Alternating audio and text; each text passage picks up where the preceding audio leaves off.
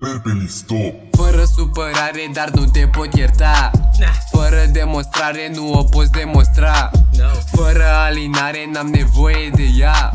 Mă duc până la mare ca să mai scriu ceva. Stau noaptea în studio cu vocale nesimțite, în camenis cu bătaia, tu ești ăla care minte. N-am nevoie de aprobare ca să pot juca în filme. Mă compor prea frumos cu ei, e timpul să zbor un dinte. Am zis că nu mă repet, dar am luat-o de la cap. A doua oară când îl văd îi dau mare capac. Scrii căcaturi despre mine, mai știi când plângeai în pat. Acum ești tare în gură că erai fraier, ai uitat. Cât timp trăiesc, am să spun propriu adevăr. Unii prieteni sunt mai reali decât un singur văr. O număra pe degete de câte ori te-am salvat. Iar acum tu preferi să mă bagi iar în căcat.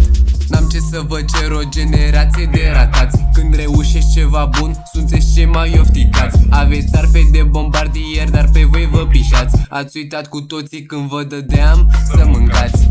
Nu ești ceva bun, ești ceva mult prea sărat. Am experiență în spate, pe filmul vostru m-am pișat. Sunt un tanchis, frate, nu vorbi de penetrat. Vă credeți valul nou, dar deja ați expirat.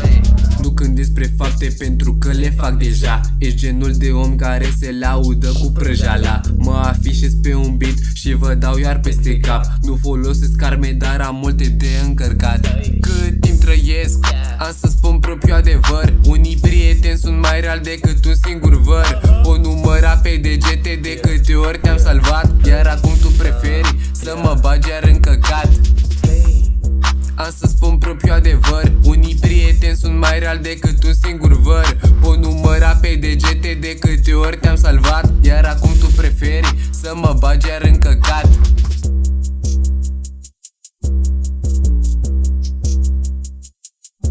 Termin covrigu, termin și beat-ul, număr profitul și câștig triplu, ei.